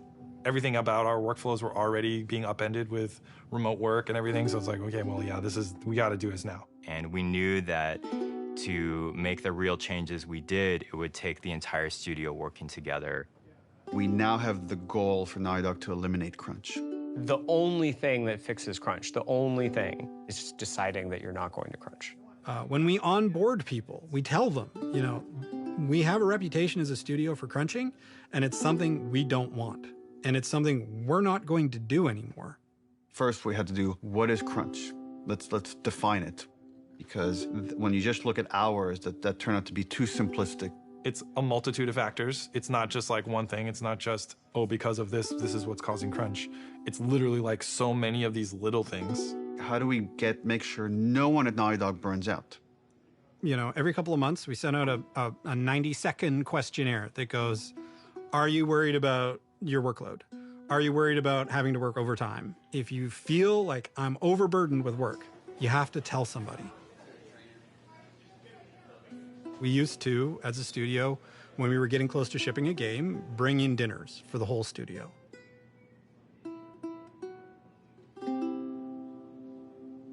We don't do crunch dinners anymore.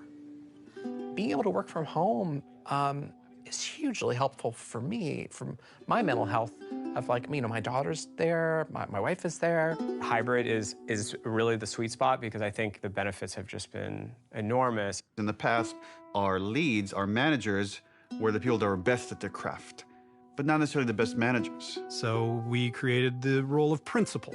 We really gave people the choice, do you want to make stuff or do you want to lead and manage?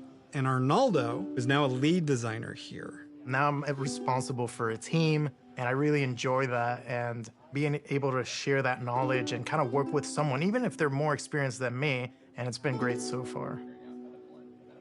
We have a very large and robust production department now that we didn't have.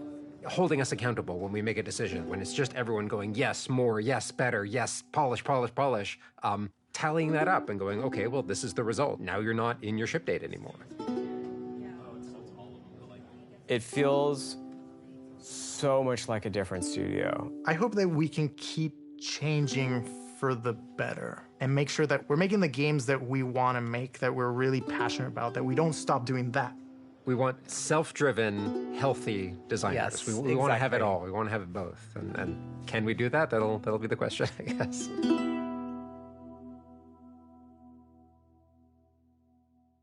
The HBO's thing has been a wild ride.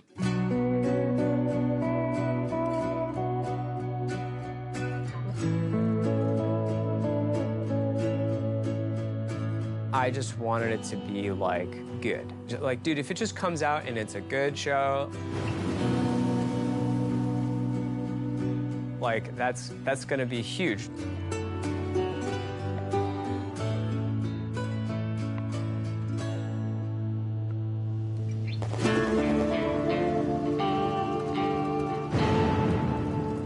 I'm sure it will be very different when I actually see Abby being portrayed. That will be so weird. I can't imagine what Ashley and Troy must be feeling. Specifically because Ellie is a part of my heart. In some ways, it was really hard. I feel like Bella was the only person who could play her. Because I feel like she is Ellie. There's a part of me that's weirdly protective of her. I remember when Neil told me, we found Joel. I was like, he wasn't missing.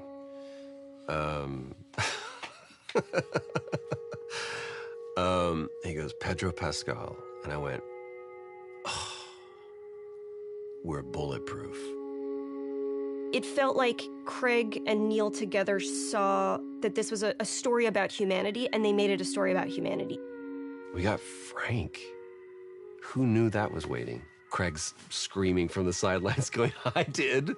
When Neil and Craig asked me to play Ellie's mother, Anna, it made me so happy. And I'm crying, so it doesn't seem like it, but it was symbolic in so many ways to me. Being able to sort of bring Ellie into the world, be the first one to fight for her.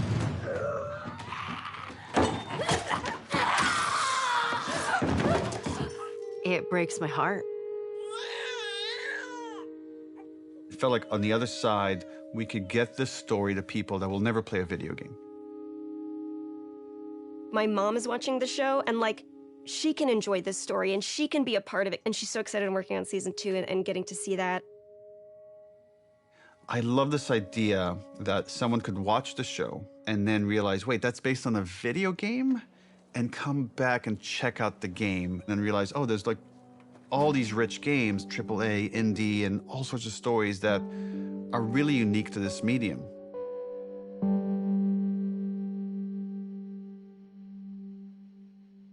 I did some other interview where someone asked me about The Last of Us and would there be any more stories or something. And I mentioned, like, you know, we have written a story that takes place after Last of Us 2 that stars Tommy. And I hope one day we get to make it. And the headlines across the industry were like, Naughty Dog has outlined Last of Us Part 3. And that's actually wrong. It was always a small story. It was never like a full title. At the time, we had higher priorities at Naughty Dog, was like to fix our pipeline, to fix work-life balance issues. Just based on where we were, I didn't want to prioritize this story, so that story was shelved. And I still believe one day it will see the light of day. I don't know if it'll be a game or a show, TBD. First game had such a clean concept of like the unconditional love a parent feels for their child. The second one, once we landed on this idea of the pursuit of justice at any cost, justice for the ones you love, it felt like, oh, there's a clean concept here, and there's a through line from the first game about love. If we never get to do it again, this is a fine ending point. And right, last bite of the apple, the story's done. The great thing about working at Naughty Dog is that we don't have to. It's always like, we would love another Last of Us, but if you guys feel like are passionate about something else, we'll support this other thing. Very privileged position to be in. I never take that for granted. I've been just thinking about, okay, is there a concept there? And for now years, I haven't been able to find that concept. But recently that's changed. And I don't have a story, but I do have that concept that to me is as exciting as 1, as exciting as 2, is its own thing, and yet has this through line for all 3.